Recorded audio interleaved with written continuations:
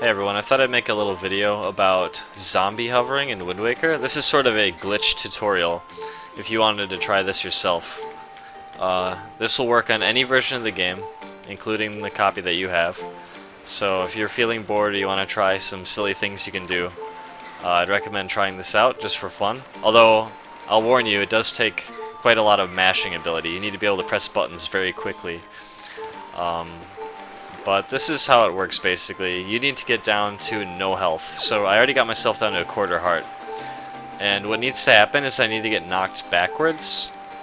And then when Link gets back up, there's a very short amount of time before he dies where you can do this.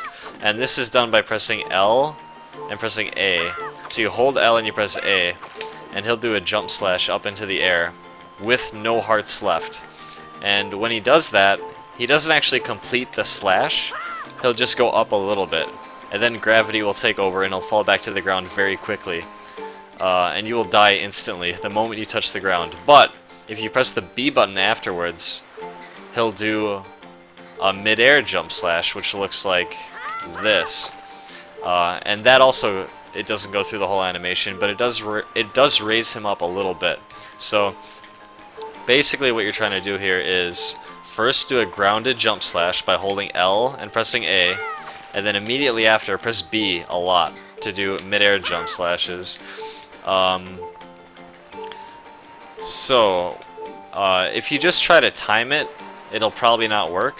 What you're really going to want to do is to mash both A and B together, because that way you'll have a higher success rate, I guess. So what you want to do is get knocked down by a bomb, hold L the whole time, and then mash A and B together as fast as you can. And once you get in the air, you can stop mashing A and only mash B. And afterwards, you don't need to press L anymore, because pressing L is only to get the grounded jump slash. Once you're in the air, it doesn't matter anymore. So I guess I'll demonstrate this now. I guess we'll head off in this direction. So what we're going to do is plant a bomb. And oh, I forgot to mention this. It's not going to work unless the sword is already in Link's hand. So if you place a bomb, he no longer has a sword in his hand, so he doesn't have time to actually do a jump slash. So what you really need to do is put a bomb down, or get hit by an enemy or whatever, but make sure that you have the sword in Link's hand. So I'm going to pull out the bomb, press R to place it down, then I'm going to press B to pull out the sword, and after I get hit I'm going to hold L, and I'm going to mash A and B, and all that together will get me in the air. So this is basically how it's going to work. So there's my sword, and now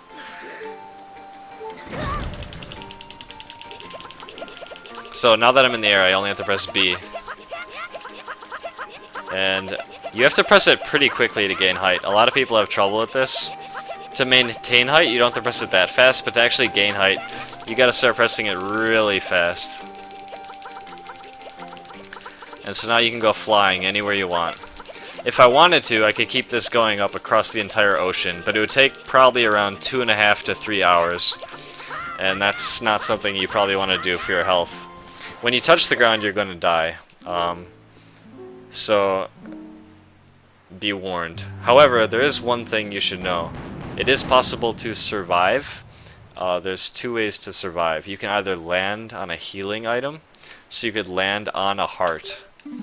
That's usually not the case. There is one instance in a speedrun where you do land on a heart to survive. You do that to skip the Helmarok fight in Forsaken Fortress 2. So that's kind of a rare case. It's also possible in the Wind Temple to get on top of the boss door by having a fairy touch you in midair, which will heal you. Unfortunately, you can't use a bottled fairy because it will heal you the moment you die, so you won't be able to hover at all.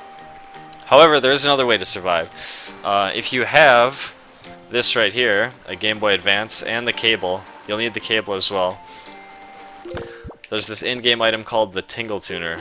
So what you do is, you use the Tingle Tuner, and then on the Game Boy, it will slowly call Tingle. And this is sort of just a fun thing you can do. It doesn't have really too much purpose in the game. You can see it's calling Tingle now.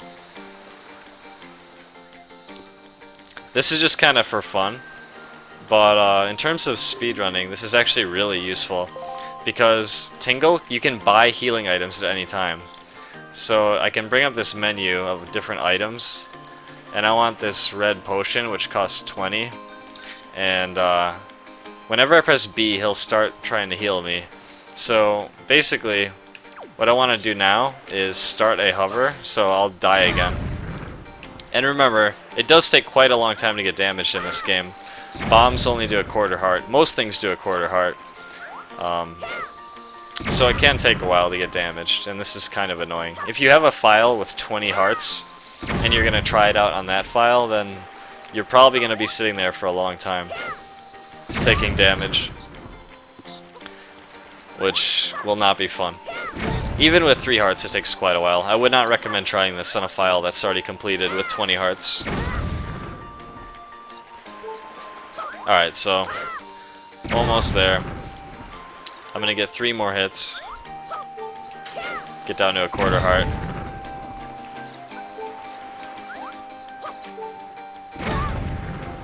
Alright, 1 more. Okay.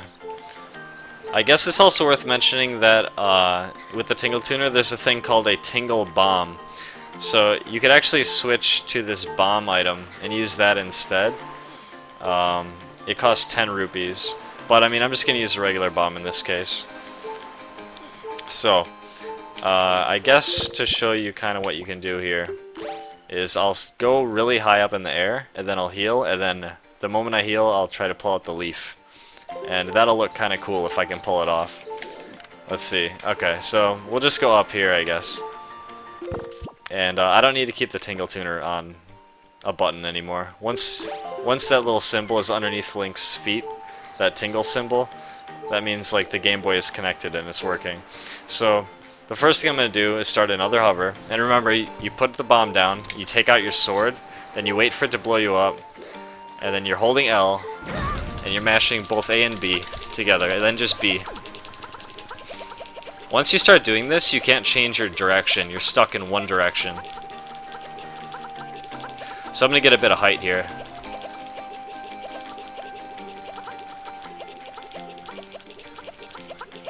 And this can kill your arm pretty bad. It's kind of painful to keep it up.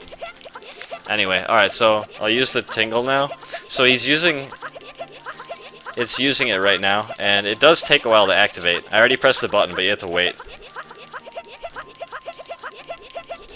Alright, there we go.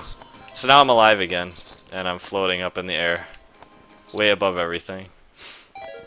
I could have gone much higher if I wanted to. But, yeah, so that's pretty cool that you can survive afterwards. I will say that it is, it's quite useful in a speedrun to use this, because you can, as you could imagine, you can get up to places you're not supposed to be and then survive. One instance of this is inside of Dragon Roost Cavern, where you go from the main room all the way to the top, and that skips several rooms. So it's quite fast.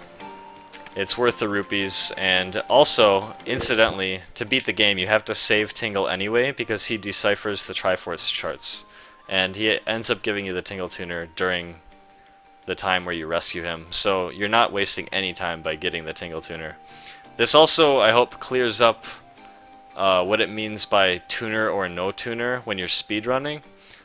Basically, every speedrun gets the tuner because you have to beat the game, you must have the Tingle Tuner because you have to rescue Tingle. But a no tuner run simply does not use the actual Game Boy Advance to actually use Tingle to do wacky tricks like this. That's pretty much it. If you want to try it out, feel free. It is, again, you have to mash really fast, and if you haven't, I guess if you haven't played much Mario Party or done other mashing activities, then you might have some trouble with it. But yeah, that's pretty much it. So, thanks for watching. Peace out.